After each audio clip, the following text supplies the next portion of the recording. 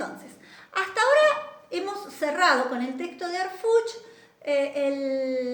la unidad 1, que si ustedes observan era una unidad más que nada introductoria, ¿no? Que comenzamos hablando de qué relación podíamos tener con respecto al diseño gráfico, esta importancia que tiene la comunicación que genera y la instalación de un sentido común por parte del diseño gráfico, es decir, cómo las imágenes nos construyen nuestros modos de pensar, de decir, de sentir, de analizar, de evaluar, ¿no? Nuestros gustos, ¿no?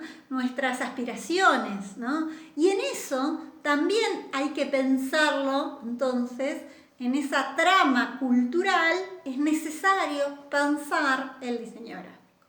Entonces, por un lado podríamos decir, pensar la contemporaneidad, cómo podríamos definir nuestra época, si bien ahora estamos en un momento bisagra, no sabemos qué va a pasar a nivel mundial, porque veníamos de una crisis económica muy fuerte, recuerdan los chalecos amarillos en Francia y demás, es decir, no es nueva la crisis económica, lo que pasa que con la pandemia se puso al descubierto y los estados han tenido que tomar medidas un poco para desarmar esa extrema desigualdad que se había instalado ligada a estas políticas neoliberales. Entonces, ese es el clima, por eso leíamos en los textos sobre neoliberalismo y demás, para ver el clima en el que estábamos viviendo. Luego yo les acerqué el texto de Ham, un poco porque me parecía interesante esta concepción con respecto a la sociedad. ¿Cómo podríamos definir esta sociedad contemporánea?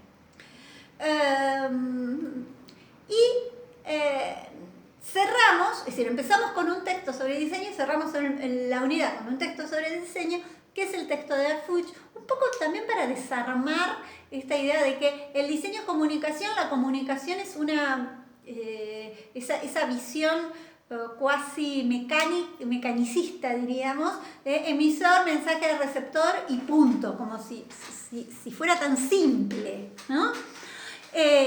Bueno, este campo plural que implica el diseño, vinculado a lo que veníamos diciendo en el primer, como herramienta de construcción de imaginario social. Nos vamos a meter en la segunda unidad y vamos a leer un texto de un autor argentino que se llama Mario Carlón. Su grado es colega, es como mucho decir que es colega, pero bueno, su grado lo hizo, su formación de grado en Historia del Arte, pero él hace añares que se dedica a la semiótica. Es profesor en la UBA, en el área de comunicación, en semiótica de los medios, y tiene una cantidad de textos en donde analiza desde esta perspectiva semiótica distintas situaciones de nuestra sociedad en que se encuentran en estos intermedios, ¿no? Es decir, si algo hemos aprendido en nuestra contemporaneidad, que ya cuesta definir alguna práctica y analizarla desde un solo punto de vista. El texto que yo les dejo se llama Público, Privado e Íntimo, el caso Chicas Bondi y el conflicto entre derechos a la imagen y libertad de expresión en la circulación contemporánea.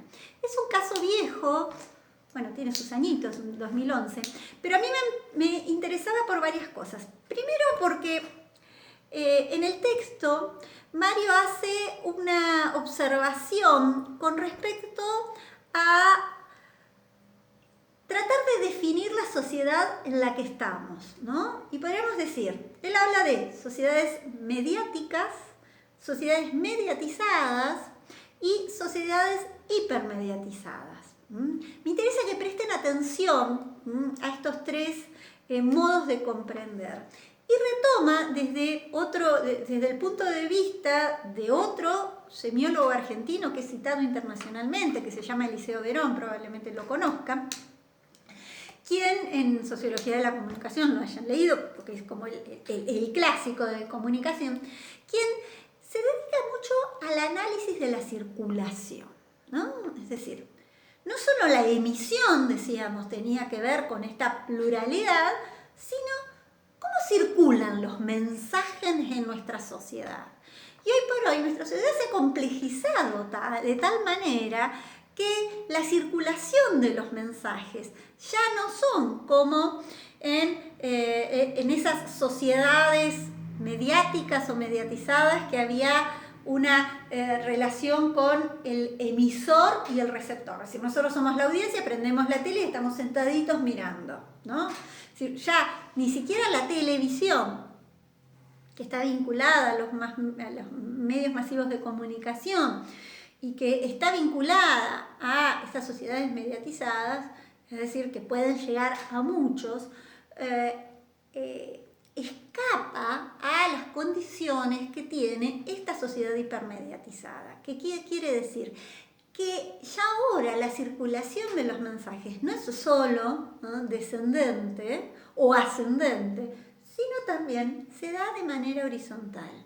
O sea, hay distintas maneras de que circule toda esta comunicación. Fíjense, cómo todos los programas de comunicación ponen un hashtag, ponen un Twitter, ponen un Facebook, tienen su Facebook, entonces apelan a distintas maneras de que no solamente el que está en su casa mirando pueda participar, sino que ese contenido pueda ser citado por otro y a su vez. Entonces, la circulación se ha complejizado de tal manera que a él lo lleva a plantear esta idea de estamos en sociedades hipermediatizadas, de manera de que ya la direccionalidad, la circulación de los mensajes es ascendente, descendente y horizontal. Entonces, eso también es necesario pensarlo a la hora, ¿no?, de pensar esta construcción de las imágenes a la hora de pensar un diseño, ¿no? Es decir, cómo circula esta información, cómo circula la imagen, cómo circula lo audiovisual, ¿no?